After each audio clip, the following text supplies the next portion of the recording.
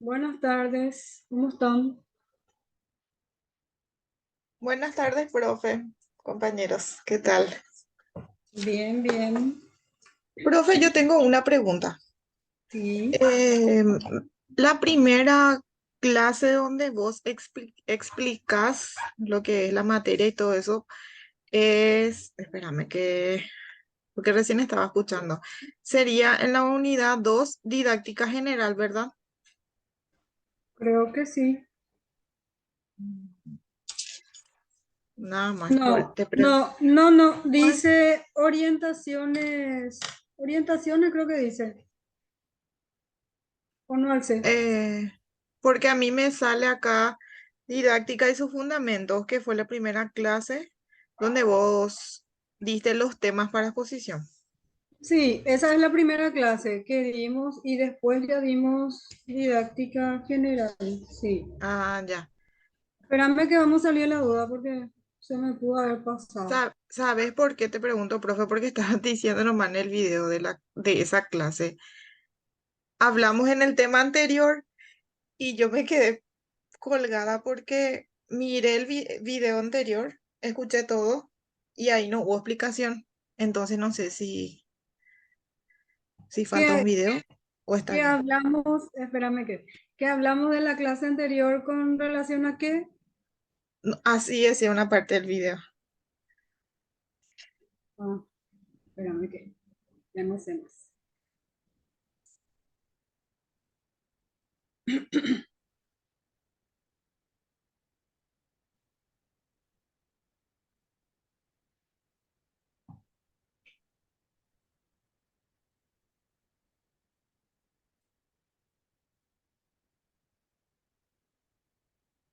Acá está inicio de actividades. Acá donde estuvimos hablando de la distribución de los temas. Sí, Didáctica general.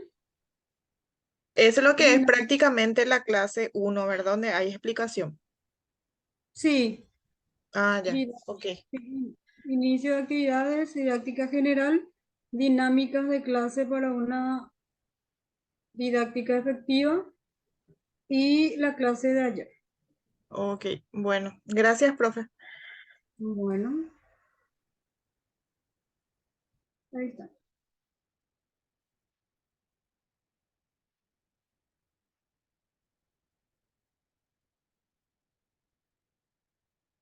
Bien, los integrantes del grupo 2 están todos.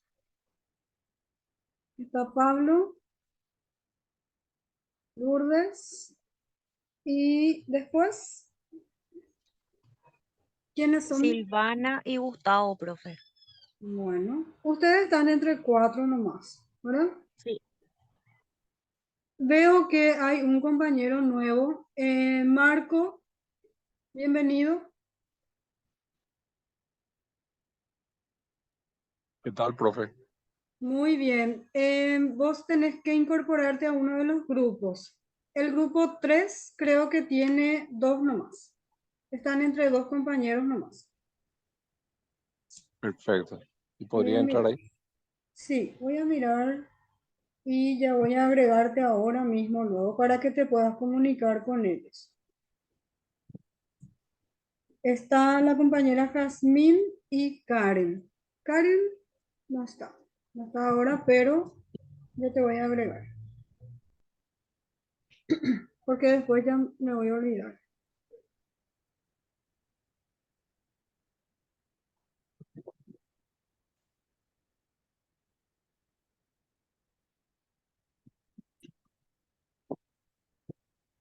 Ahí está.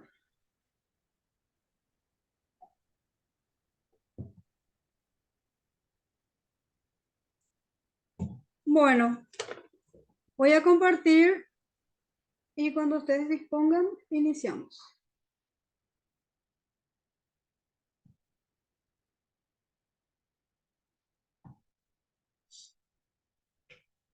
Ahí está.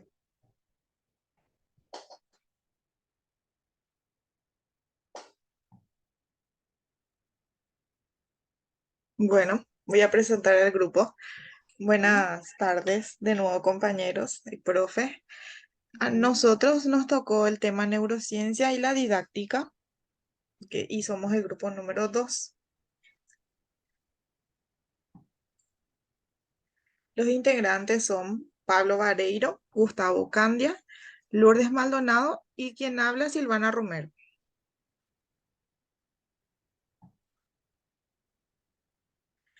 Introducción. La educación tradicional, basada en la repetición y memorización monótona de conceptos, no despierta el interés de las nuevas generaciones, rodeadas de avances tecnológicos. Ya desde finales del siglo XIX, el cerebro comenzó a ser considerado como objeto de estudio, llegando a investigar y apodar términos como la sinapsis cerebral, la actividad eléctrica celular o la estimulación eléctrica, bases para entender el funcionamiento de nuestro cerebro. Ante este panorama, los docentes han comenzado a implementar nuevas metodologías de enseñanza, como la neurodidáctica. La neurociencia es entendida desde el diccionario de la Real Academia como la ciencia que se ocupa del sistema nervioso o de cada uno de sus diversos aspectos y funciones especializadas.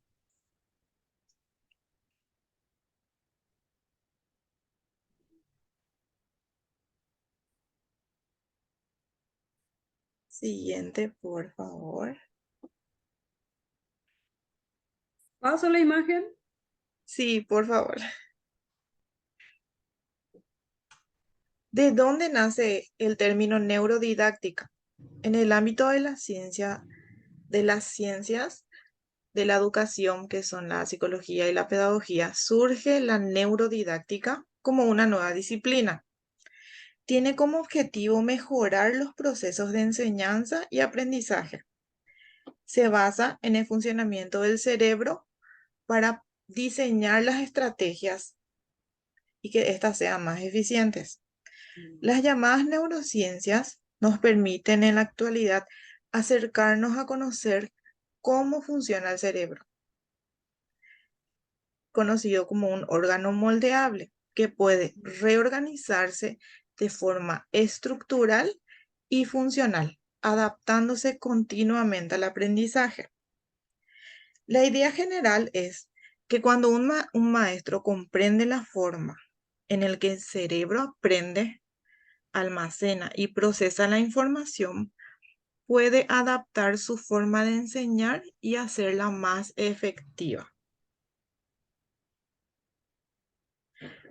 Me gustó mucho esta información que encontramos porque la importancia de que los profesores puedan saber cómo funciona el cerebro y así ellos puedan llegar mejor y que la información pueda ser captada por los que están aprendiendo.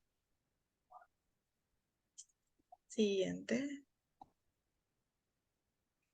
Las emociones, la plasticidad cerebral, el aprendizaje multisensorial, la atención, la observación y la ludificación de la enseñanza constituyen las bases del modelo de enseñanza basado en la neurodidáctica. Además, este prioriza el respeto y el esfuerzo del alumnado. Acá podemos ver que puede, desea incluir muchas áreas, no solamente algunas, como podemos ver en la enseñanza que recibimos nosotros cuando éramos pequeños. Porque antes no se hablaba del concepto de plasticidad cerebral, que ahora es un término muy utilizado y lo que nos ayuda a poder entender cómo el cerebro puede ir cambiando a medida que pasan los años, siempre y cuando se estimule, porque a eso se refiere la plasticidad cerebral. Los procesos de aprendizaje, considerados por los neurocientíficos como procesos cerebrales, son susceptibles de la metacognición o de la atención hacia nuestra propia cognición. Preguntarnos sobre lo que hacemos, lo que sentimos o lo que pensamos dirige la atención sobre nuestros propios procesos cognitivos. Y más adelante vamos a entender por qué estos términos de atención, lo que sentimos, lo que pensamos son importantes en nuestro aprendizaje. Siguiente, por favor.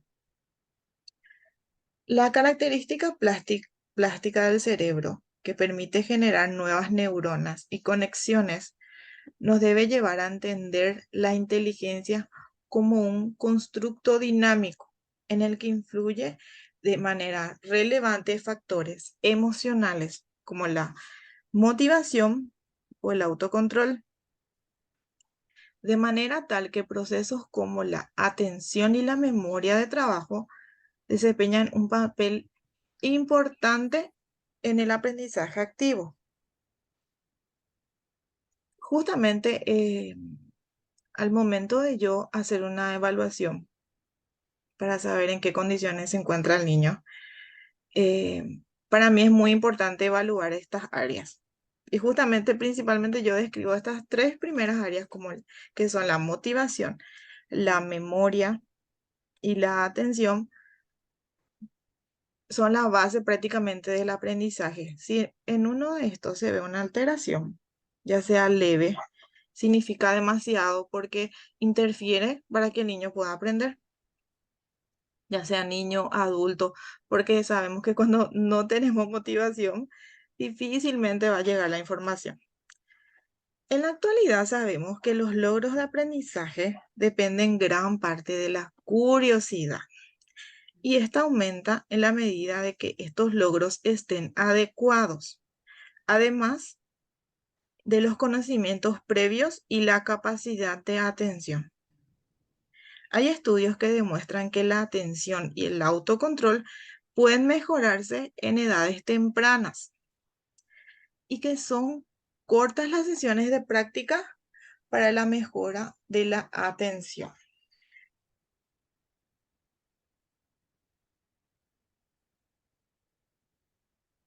Siguiente.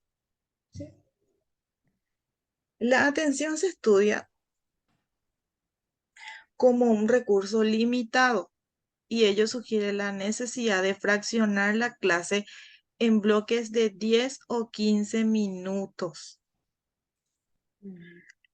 Y como recordamos más lo que aprendemos en el inicio y en el final de las tareas, el comienzo de la clase debería ser aprovechado para analizar las cuestiones más importantes o para plantear ese reto que despierte la necesaria curiosidad del alumnado, mientras que en los últimos minutos el alumno debería realizar alguna tarea que le permitiera sintetizar la información más relevante analizada.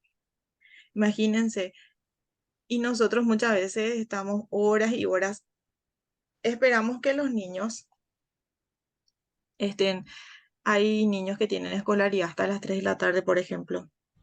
Pedirle que ellos puedan conservar la atención durante toda la mañana y parte de la siesta, para que ellos puedan aprender y dejar de lado lo que es la motivación o la emoción, va a ser imposible poder trabajar así. O sea, que pueda llegar el aprendizaje a ellos va a ser muy, muy complicado. Porque como pueden ver, es importante poder fraccionar y lastimosamente muchos profesores, algunos por ejemplo de profesores de matemáticas, conozco un colegio donde le tienen hasta las 2 de la tarde y solamente tienen un receso, tienen dos recesos y son muchas horas ya en algo tan complicado como eso. Va a ser muy difícil que ellos puedan tener la atención. Por eso es muy importante tener en cuenta todos los aspectos que está mencionando la neurodidáctica.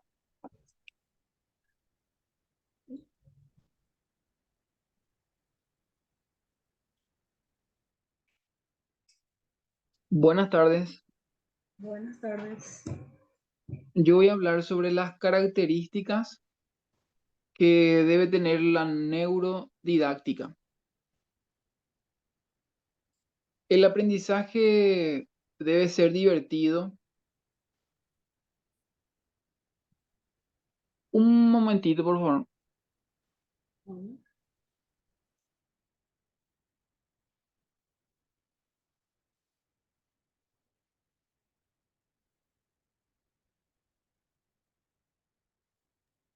Ya, voy a Mientras, iniciar de mientras, nuevo.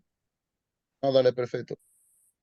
Sí, las características de la neurodidáctica. Debe reunir ciertas características la neurodidáctica para que sea efectiva. El aprendizaje debe ser divertido. Esto se debe a que es el alumno quien decide voluntariamente lo que quiere aprender. Al resolver por gusto un problema complicado, se produce dopamina, la cual está vinculada con sensaciones positivas como el placer, el bienestar y la alegría. Otra característica es que en ese caso el conocimiento se adquiere de forma espontánea. Las emociones son claves para este tipo de aprendizaje. Eh, como se dijo anteriormente, las emociones deben ser positivas para que el aprendizaje sea eficaz. En las aulas deben haber una cantidad reducida de alumnos. También otra característica es que la neurodidáctica debe ser inclusiva y esto significa que debe haber un método específico de enseñanza para cada niño según el nivel que tenga. El siguiente.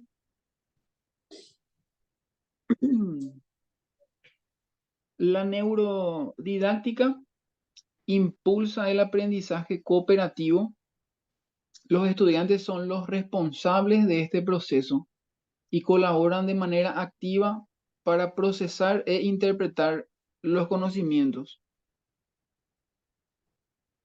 Otra característica sería la flexibilidad en las clases. La metodología, agrupación y horarios se adaptan a las necesidades de cada día. Emplea clases invertidas, haciendo que los estudiantes busquen y desarrollen contenidos en su casa y realicen trabajos en la clase. El docente actúa como guía para el aprendizaje. Respeta los ritmos, intereses y necesidades de cada estudiante.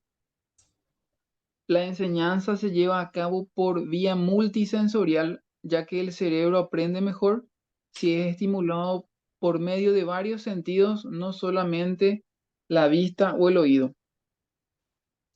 Aprovecha el papel de las neuronas espejo. Estas se activan cuando se observa a otras personas llevar a cabo una acción. La información se expone de forma rápida, esquemática e interactiva. Los alumnos serán los encargados de profundizar en el conocimiento. Hablando un poco de forma general de las características que tiene que tener la neurodidáctica, se enfoca en que el personaje principal podemos decir que es el alumno, quien de manera voluntaria debe aprender. Cuando el alumno aprende de manera voluntaria, lo que dije en el primer punto es que se libera la dopamina. Y eso hace que tenga más motivación el alumno en seguir aprendiendo, y cuando también se da de forma voluntaria e independiente el aprendizaje, eso conlleva que sea de manera espontánea. También conlleva de que si se da el aprendizaje, quiere decir que tiene emociones positivas. Esa es otra característica que tiene que tener un alumno o una persona que está aprendiendo para que sea eficaz el aprendizaje. Eh, bueno, y acá en esta imagen que estamos viendo se sigue enfocando la neurodidáctica en los alumnos. Eh, se sigue enfocando en los alumnos y que toda la neurodidáctica depende de ellos. El siguiente compañero va a hablar ahora. Y buenas tardes, profesora, compañeros. Mi nombre es Gustavo Buenas Candia. tardes. Antes de empezar con los beneficios, primero que nada quería darle las gracias a usted, profesora, y a los compañeros. Eh, 2 meses atrás era que yo no pude estar en una exposición por el tema de problemas de salud de mi padre. Y muchísimas gracias a todos por sus oraciones y por sus buenos deseos para con mi papá. Él ya está mucho mejor ahora. Gracias a Dios ya le estamos teniendo en casa en etapa de recuperación. Ese en principio. Y también hoy en día, querida profesora, debe ofrecerse una educación diferenciada ya. Ya debería de cambiarse un poquito esa educación de antes de que era el centro, el profesor y no el alumno, sino ahora es al revés, ¿verdad? El alumno tiene que ser el centro de la educación y tiene que ir en función de sus intereses y también en las habilidades de cada uno. Así únicamente vamos a darnos cuenta de que cada cerebro es único. Y bueno, partiendo de eso, vamos a ver los beneficios de la neurodidáctica. Dice que uno de los beneficios sería propiciar el aprendizaje real e integral entre los estudiantes. Se reducen los niveles de estrés. Todo esto voy a ir leyendo y después voy a explicar por qué. Incrementa el rendimiento educativo, se impulsa la curiosidad, atención y concentración, lo que es esencial para generar aprendizaje a largo plazo. Los alumnos presentan estados emocionales más equilibrados y positivos, derivando de que se fomenta el manejo adecuado de las emociones y el autocontrol. Ayuda a gestionar de la mejor manera el acoso escolar. Eh, yo voy a hablar de mi parte, voy a hablar de catedrático de Historia y Geografía del Paraguay, porque también muchos de los alumnos dicen que mi materia es aburrida por lo que es larga y es tediosa. Entonces, yo estoy buscando, o sea, no estoy buscando, estuve buscando de manera personal, o sea, soy autodidacta, para que justamente ese tipo de pensamiento del alumno cambie y ya no diga eso, por ejemplo, por la materia de historia del Paraguay, por ejemplo, estamos dando y ellos eh, tranquilamente pueden aburrirse, entonces yo busco la forma de hacerles jugar, de hacerles estiramientos corporales, hacerles algún tipo de actividad lúdica para que ellos puedan Mm, de repente no aburrirse en clase y yo busco entonces la manera también de que para ellos sea algo positivo la clase y sobre todas las cosas que ellos puedan eh, sobre todo las cosas que ellos puedan aprender jugando, aprender haciendo otras cosas. Sin embargo, estoy desarrollando clases con ellos con todo eso. Entonces, no veo que mis alumnos, por ejemplo, estén con sueño en clase, no veo que mis alumnos estén con cara de aburrido en clase. Y justamente en una de esas gestiones que estaba buscando, encontré esto de la neurodidáctica justamente donde estabas hablando de la reducción de los niveles de estrés de los alumnos. A mí me pareció muy interesante porque el alumno que esté ya luego viniendo de casa con muchos problemas, porque eso también pasa con los docentes, de que muchas veces nosotros somos papá, mamá, psicólogo, doctor, doctora, enfermera, de todo un mm, poco somos en clase. Entonces, a sumarle a eso, tener otra una materia que a muchos alumnos les pueda aburrir, hay que buscar estrategias. Entonces, en ese sentido, viene como anillo al dedo estos beneficios de la neurodidáctica. ¿Podemos pasar al siguiente, profe? sí.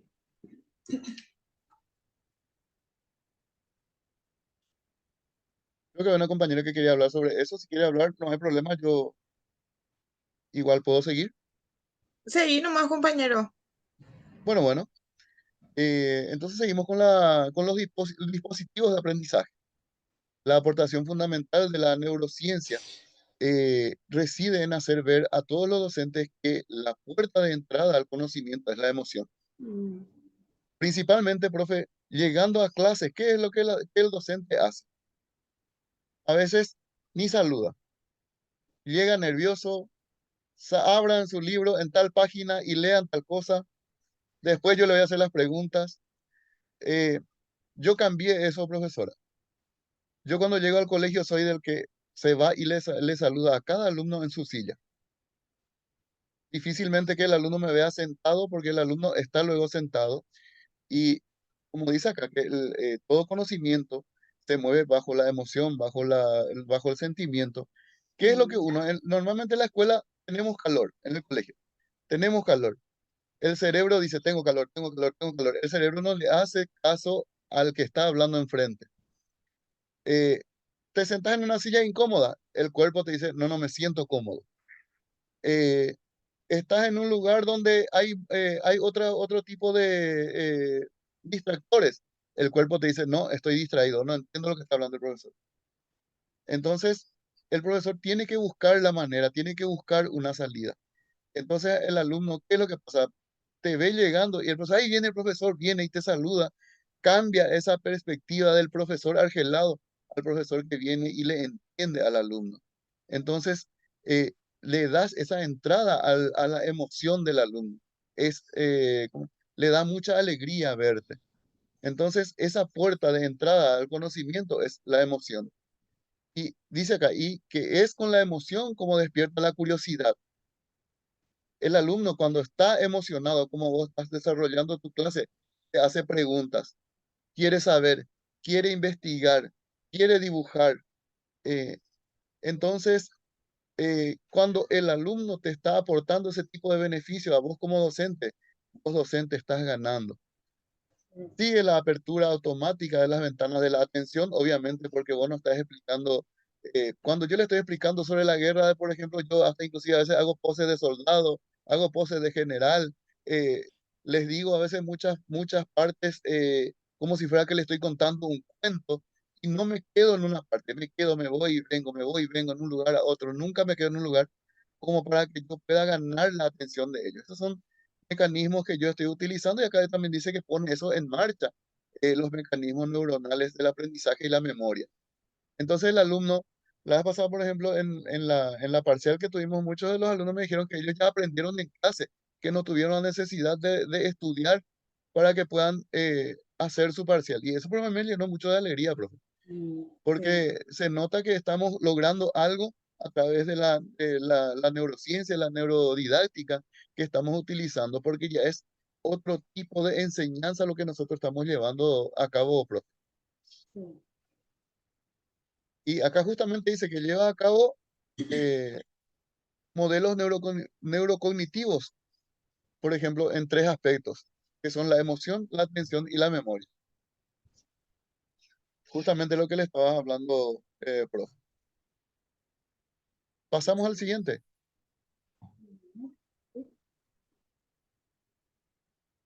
Crear modelos cognitivos en la escuela. Lo que hablamos justamente en el anterior, somos los docentes, digo, somos muchas veces eh, responsables de cómo nuestros alumnos van aprendiendo. Y muchas veces depende de nosotros también ver cómo nuestros alumnos van evolucionando. Y si nuestros alumnos están evolucionando, es que está pasando algo. Y muchas veces los docentes no nos queremos echar esa culpa. A mí muchas veces me miran todo mal las colegas o los colegas cuando yo les saco a mis alumnos a jugar cierto tipo de cosas para luego implementar eso en clase. O si me ven muchas veces en clase haciendo un juego para desestresarle o de repente despertarle cuando alguna materia es muy larga. Por ejemplo, estamos hablando de ¿cómo era? La Primera Guerra Mundial o la Segunda Guerra Mundial es muy largo. Hay nombres muy complicados y de repente a los alumnos les cuesta más. Y cuando al alumno le cuesta, muchas veces ya le quiere dar un rechazo. Entonces yo tengo que buscar otra manera de devolverle al riel a mis alumnos. Y dice, existe una relación entre entender y aprender, pero no hemos de confundir estos dos términos. Entender es una parte del proceso de aprendizaje, pero no es el objetivo final del proceso. En este sentido, la mayoría de las aulas no se aprende si no se entiende, a menos que intervenga el cuerpo. Y muchas veces por eso, profe, yo hago juegos, porque puede ser que estén entendiendo, pero ¿qué tal si entienden lo que les estoy diciendo, pero para mañana se olvidan? Entonces no están aprendiendo.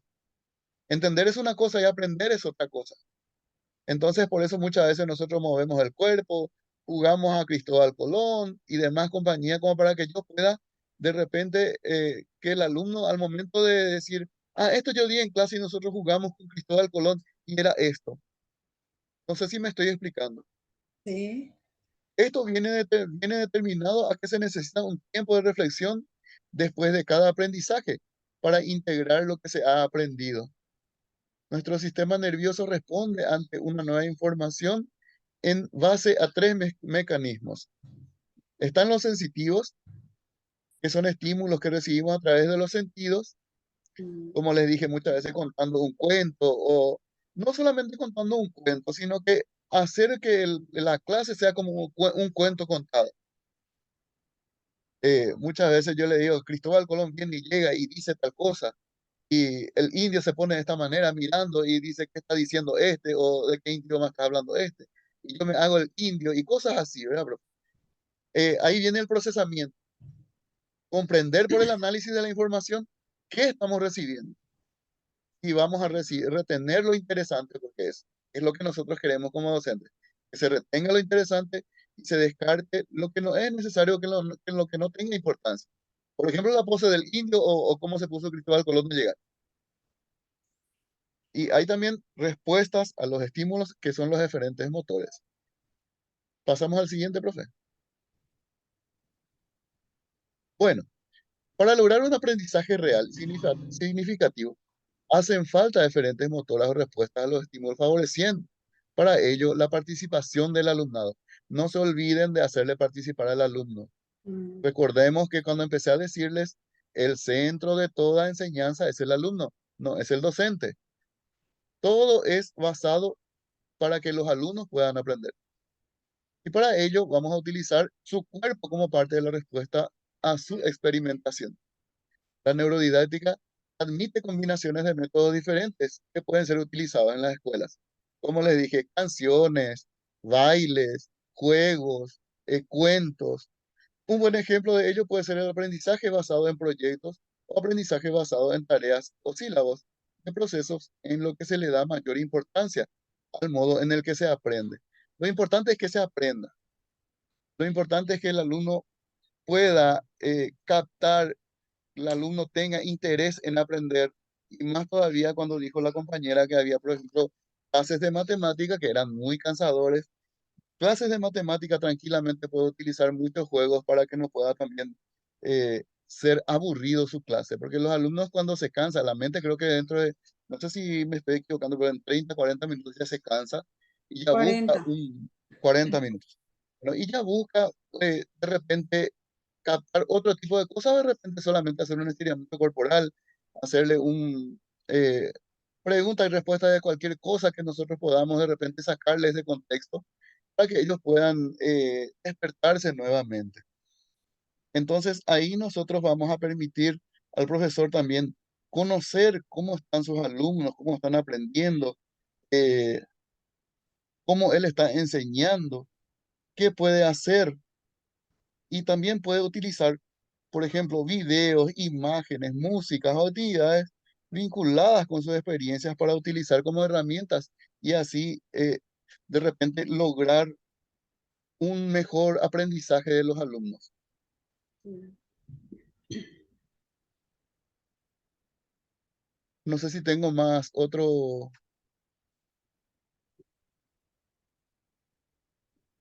Yo creo que ese ya es, le toca a otra compañera, a otro compañero. Entonces, hasta ahí es mi exposición, profesora. Gracias, compañeros. Bueno, perfecto.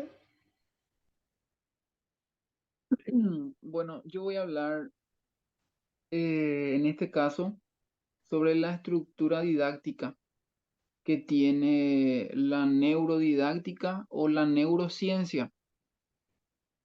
Específicamente no se encuentra determinado cuál es la estructura didáctica de la neurodidáctica, pero hay autores como Guillén o Gamo que convergen en la idea de que cualquier estructura didáctica debe contener los siguientes apartados. Eh, Vamos a hablar en este caso de 4 apartados. El primero es, vamos a hablar sobre la activación cerebral. Se trataría de conocer los conocimientos previos que posee el alumno. Las conexiones sinápticas son mayores si se evoca al recuerdo, lo que quiere decir que saber lo que el alumno conoce va a despertar una mayor activación cerebral que promoverá un mayor interés, atención y motivación en la introducción de nuevos conocimientos para el alumno. El siguiente.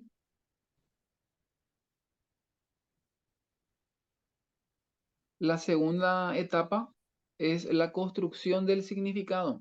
Se introducen los conocimientos utilizando respuestas o eferencias motoras. Los alumnos aprenden gracias a la experiencia. La fase de procesamiento, que consiste en el análisis, retención y descarte, se llevaría a cabo en esta fase de la unidad didáctica, ya que los alumnos analizan la información que les llega gracias a las experiencias previas que han tenido. La tercera etapa es la consolidación de los conocimientos. Se trata de procesar toda la información que ha sido recopilada hasta poder automatizarla mediante mecanismos de repetición. Es importante que los alumnos desarrollen funciones ejecutivas de procesamiento, gestión, almacenamiento y juicio, de modo que asimilen toda la información y puedan guardarla como nuevas experiencias.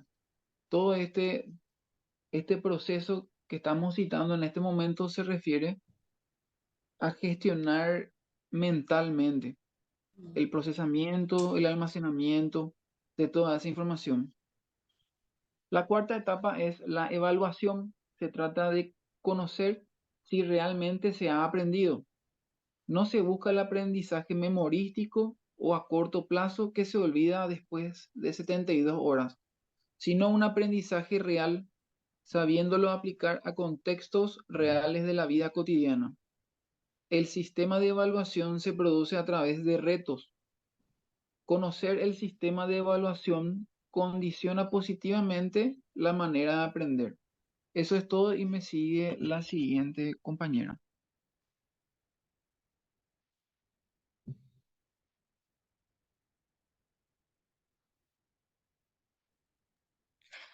Bueno, yo les voy a hablar un poquito de cómo aplicar la neurodidáctica en el aula. Hay distintas formas de llevar la neurodidáctica al salón de clases. Algunas de las recomendaciones más importantes son: 1. Crear un ambiente positivo para lograr que los alumnos participen en el proceso de enseñanza y adquieran conocimientos. Hay que considerar que después de cada aprendizaje se requiere de un tiempo de reflexión para interiorizar lo aprendido. El docente debe ser una persona cercana y empática con los alumnos, capaz de contagiarles de positivismo. Es necesario mantener niveles bajos de estrés en el aula, que estimulen y motiven al estudiante sin llegar a cotas en los que se perjudique su rendimiento. Las emociones y la memoria están ligadas, por lo que hay que buscar la generación de conexiones emocionales con los temas que se están tratando. La estimulación de todos los sentidos también ayuda al aprendizaje. Por ese motivo, se recomienda emplear como herramientas videos, imágenes, música u otros elementos que apelen a los distintos sentidos y hagan la clase más entretenida. Esto es todo lo que el compañero estuvo comentando que él emplea en clase, ¿verdad? Para tener la atención de sus alumnos.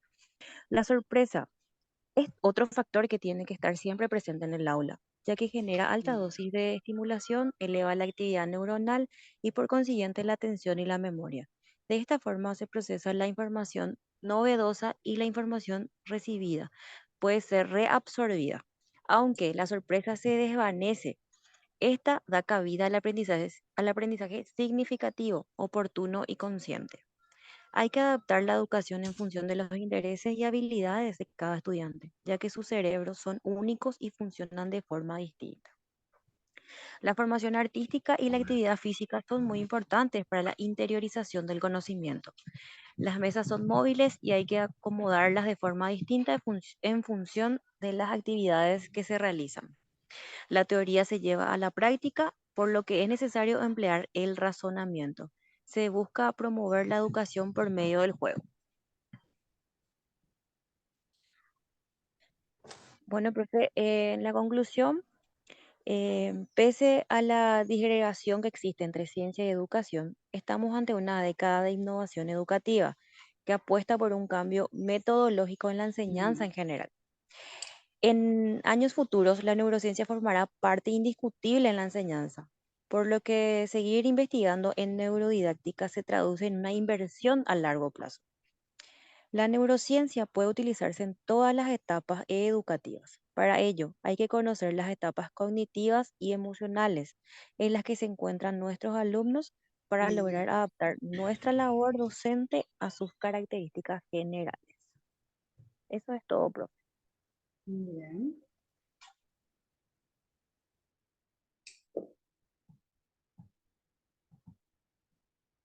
Un ratito.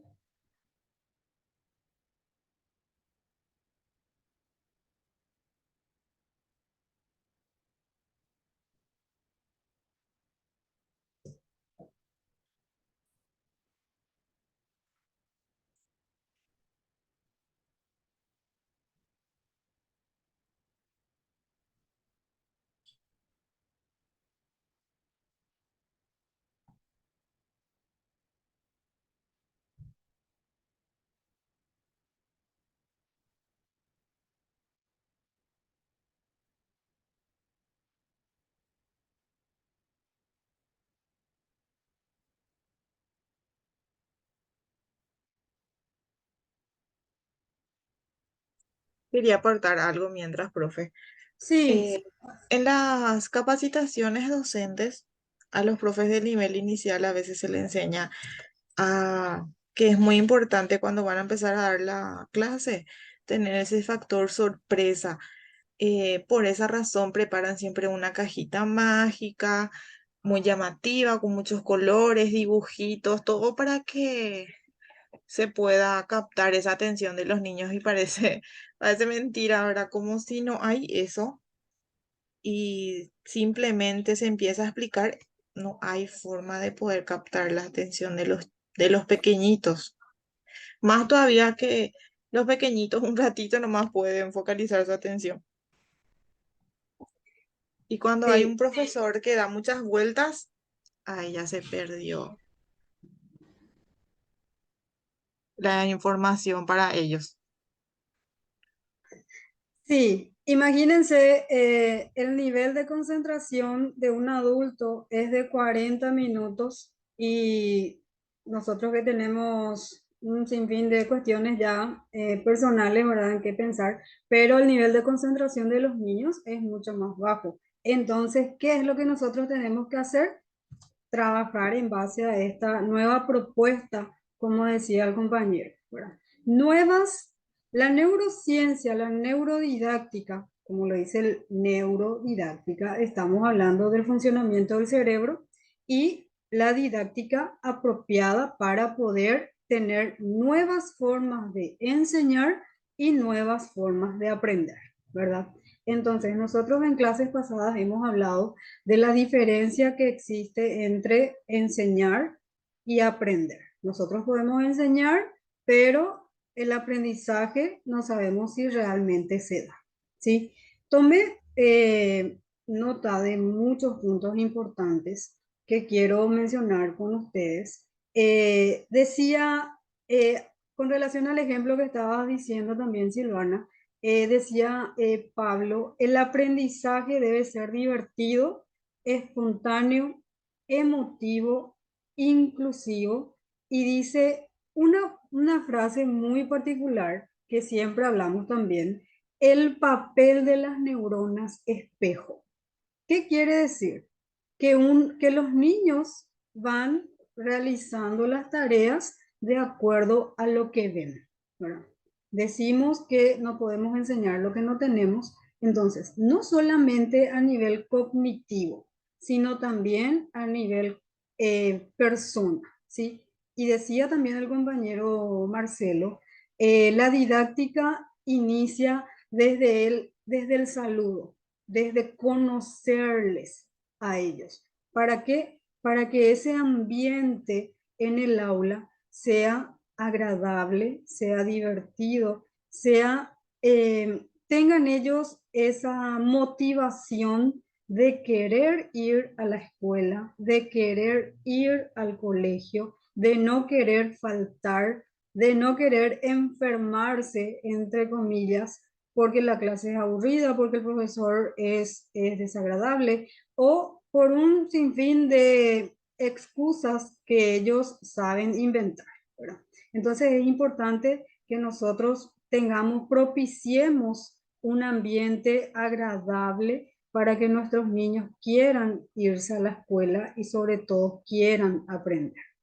Después también mencionó la compañera Lourdes, decía crear un ambiente positivo, que es lo que estuvimos mencionando, tener ese espacio de reflexión, es decir, los conocimientos previos que sabemos que son fundamentales, preguntarle, ¿qué sabes de esto? ¿De qué manera podemos utilizarlo? ¿Podemos aplicarlo realmente a situaciones reales?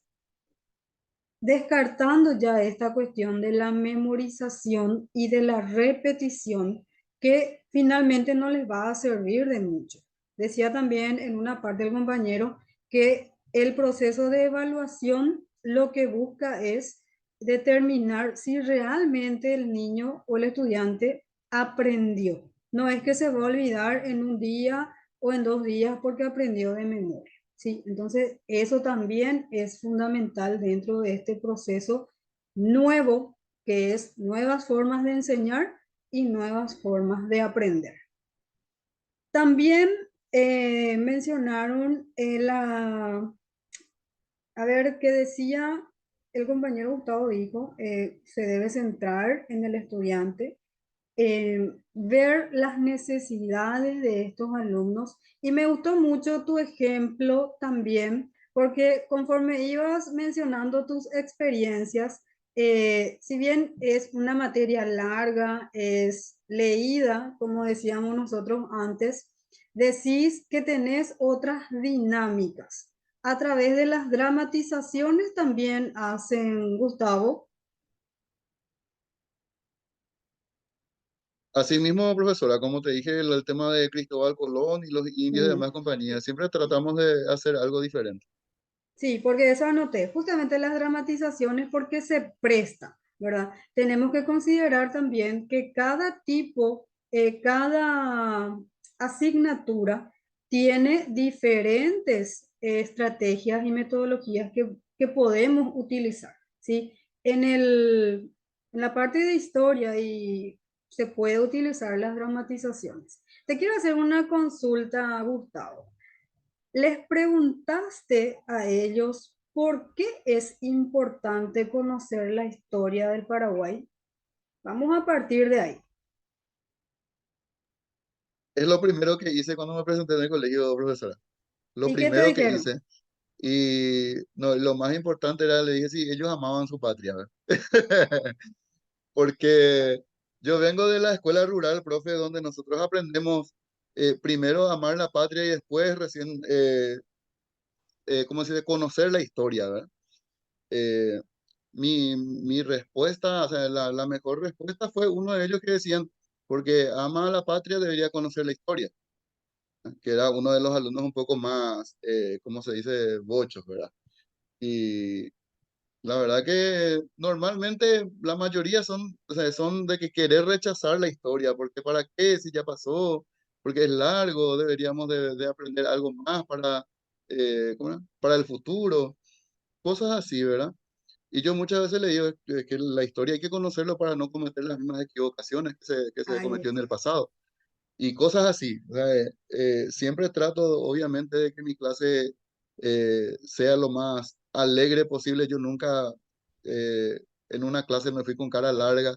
Hasta inclusive el primer día de clase lo que yo suelo hacer es entrar en la clase y yo les digo a mis alumnos nuevos, les digo, ¿qué clase de profesor prefieren? Entonces hago dos tipos de entradas. Como le dije, entro primero sin saludar, bajo mis cosas y le digo, buenas tardes, siéntense. Yo soy fulano de tal y le voy a enseñar tal cosa. Y en una segunda instancia es donde yo entro sonriendo, saludando a todos los alumnos en su lugar, diciéndole a cada uno mi nombre y cosas así, ¿verdad? Diciendo algo divertido, le hablo de su pelo, de su peinado, de si las mujeres tienen maquillaje o tienen las uñas pintadas, cualquier cosa, pero siempre les hago elegir qué tipo de docente ellos prefieren. Y siempre está el aprendizaje con la alegría, con el dinamismo que Claro. tienen los profesores. Bien, sí, porque ¿quién es el que quiere ver cara larga, verdad? Y no recuerdo quién fue el que mencionó, ya tiene luego un sinfín de dramas en su casa y viene y encuentra a un profesor amargado otra vez y tener que soportarle a ese profesor que Yo trae mismo te sus dije eso, profe. problemas, que trae sus problemas que no son míos y que yo tengo que absorber su energía, ¿verdad? Cuando hablamos nosotros de neurodidáctica, hablamos de todos esos aspectos que ya habíamos hablado desde el inicio del módulo, ¿verdad? Que tenemos que considerar los conocimientos previos, la reflexión, que es un nuevo término, en el término técnico nomás es nuevo, pero realmente es lo que nosotros hacemos siempre. Iniciamos con los conocimientos previos, vamos analizando qué es lo que sabe, qué es lo que no sabe, para poder buscar las estrategias adecuadas para nuestros estudiantes. Tenemos que manejar también lo que mencionó, la construcción del significado. Una vez que yo le doy el concepto, luego va construyendo ya nuevos conceptos de acuerdo a lo que ya sabe, con lo que aprendió en ese día. Luego va consolidando el conocimiento, demostrando que sí entendió o no entendió, y también ese proceso está muy entrelazado ya con la evaluación. La evaluación no es solamente de producto, recordemos que es un proceso. Desde que iniciamos, porque es diagnóstica, es también formativa y también es sumativa, ¿sí? Entonces, todos esos elementos conjugados hacen que realmente nosotros tengamos una nueva perspectiva en cuanto a la enseñanza y el aprendizaje, para que evitemos esta idea que siempre tengo presente, el famoso alumno de cuerpo presente, pero de mente ausente, ¿verdad? Ellos están todos ahí nomás, pero no sabemos si sabe, no sabe, porque él no participa, porque él está apático. Entonces depende mucho también de la dinámica que nosotros tengamos con nuestros alumnos. Mencionó también Pablo en una parte la cuestión de las aulas invertidas, que es lo que nosotros hacemos, ¿verdad? Imagínense si eso vamos instalando con nuestros estudiantes. ¿Qué quiere decir? Que el alumno puede ser el profesor y va a ir internalizando muchos aspectos que tal vez no está valorando en el trabajo docente, ¿sí? Entonces, estas dinámicas permiten eso, que ellos vayan aprendiendo el método científico, que es la investigación, que vayan perdiendo el temor a hablar en público y que también vaya trabajando esa parte emocional, sentimental, que es muy, pero muy importante dentro del proceso de enseñanza-aprendizaje. Bien, me pareció sumamente interesante esta presentación, los aportes y las experiencias nos enseñan a todos, ¿sí? Les felicito la información súper relevante. Solo lo que les voy a pedir para las próximas presentaciones es que eviten sobrecargar mucho las diapositivas, ¿sí? Después, perfecto.